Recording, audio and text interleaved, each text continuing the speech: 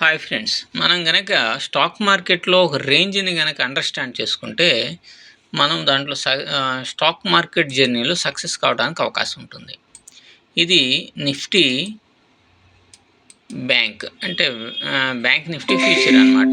ఈ ఫ్యూచర్‌ని మనం ఇక్కడ చూపించాము. అయితే మనం ఏం చేసామంటే మార్నింగ్‌లోనే అంటే ఇంతకుముందు మేము చెప్పినట్టుగానే కొద్దిమందికి అంటే మేము ఏదైతే నాలెడ్జ్ ఇస్తాము అని ఒక ప్రోగ్రామ్‌ని కండక్ట్ చేస్తున్నామో, దానికి సంబంధించి కొద్దిమంది డౌట్స్‌ని క్లారిఫై చేయడానికి ఈరోజు ఉదయం 8:50 ఒక రేంజ్ అనేటువంటిది పంపించడం జరిగింది. ఇక్కడ మేము చూపించేటువంటి ఈ స్క్రీన్ మీద మీరు చూడొచ్చనమాట. సో, ఈ రేంజ్ మనం ఇచ్చినటువంటి రేంజ్‌ని నేను ఒకసారి ఇక్కడ మీ ఇక్కడ మనం ఒక హారిజాంటల్ లైన్స్ కొట్టుకుందాం. ఈ రేంజ్ 52,630 మీరు దాంట్లో చూస్తే సరిపోతుంది. అలాగే 52,000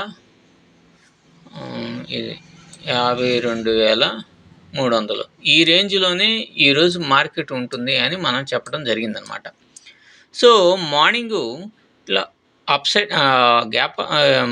అప్ సైడ్ వెళ్ళినప్పటికీ కూడా తర్వాత ఏమైంది, ఈ రేంజ్‌కి వచ్చిన తర్వాత చాలామంది ఏమనుకుంటారంటే, ఇంత పెద్ద బుల్లిష్ అయినప్పుడు మార్కెట్ అనేటువంటిది దాదాపుగా పైకి వెళ్ళిపోతుంది, అందులోనూ మార్కెట్‌లో చాలా రకాలైనటువంటి పాజిటివ్ థింగ్స్ ఉన్నాయని అనుకుంటారు. కానీ మనం ఇచ్చినటువంటి రేంజ్ ఎంత? 52,600, క్రింద వచ్చేసి 52,300.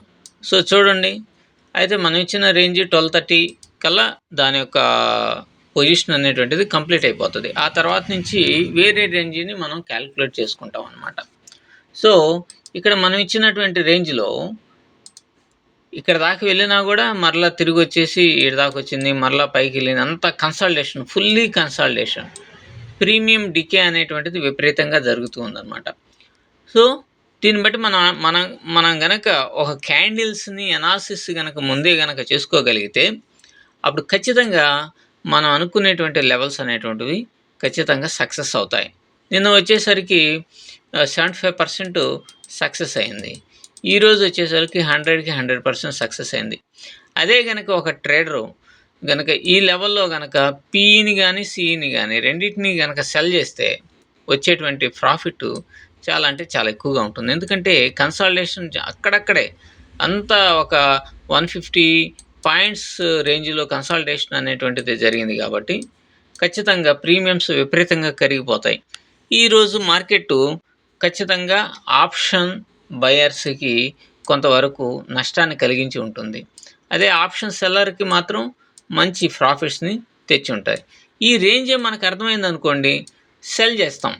ఆప్షన్స్ని సెల్ చేసి ప్రశాంతం కూర్చుంటే చాలు, ఆ ప్రీమియం డికేనే మనకి మంచి ప్రాఫిట్ని తెచ్చిపెడుతుంది అన్నమాట. సో ఒక రేంజ్ని మనం కనుక ఐడెంటిఫికేషన్ కనుక చేయగలిగితే సక్సెస్ అవడానికి అవకాశం ఉంటుంది. అలాగే రేంజ్ మనం 52,300 52,600 అనుకున్నాం కదా. సో ఈ రేంజ్కి వచ్చిన తర్వాత మనం ఒక పీఈని కనుక తీసుకున్నాం అనుకోండి, దాదాపుగా 100 పాయింట్స్ ప్రీమియంలోనే 250 ఉన్నటువంటి ప్రీమియమే 415 దాకా వెళ్ళిందనమాట. సో అట్లా కూడా మనం రేంజ్ తెలిస్తే ఆ రేంజ్లో పై రేంజ్లో కానీ కింద కానీ మనం ఏదో ఒకటి పీఆర్ సిఈ కనుక తీసుకొని కనుక ప్రశాంతంగా ఉంటే మంచి ప్రాఫిట్ కూడా వచ్చే అవకాశం ఉంటుంది. సో ఇక్కడ ఎంట్రీ తీసుకుంటాం, ఇక్కడ ఈ పాయింట్ దగ్గర ఎక్కడైనా ఇక్కడ స్టాప్ లాస్ అనేటువంటిది పెడతాం. అప్పుడు మనం ఇక్కడ స్టాప్ లాస్ పెడతాం, ఇక్కడ ఎక్కడైనా సరే ఎంట్రీ అనేటువంటిది తీసుకుంటాం. సో మంచి ప్రాఫిటే కదా, ఇదంతా కూడా మంచి ప్రాఫిటే వస్తుంది. కాబట్టి రేంజ్ ఐడెంటిఫికేషన్ అనేటువంటిది మోస్ట్ ఇంపార్టెంట్. సో మేము ఈరోజు ఇచ్చినటువంటి రేంజ్ కూడా సక్సెస్ అయిందని అనుకుంటున్నాం. అయితే రేపటి నుంచి మాత్రం ఈ రేంజ్లు ఇట్లాంటివన్నీ ఏమి అని తెలియజేస్తున్నాం. Thank you.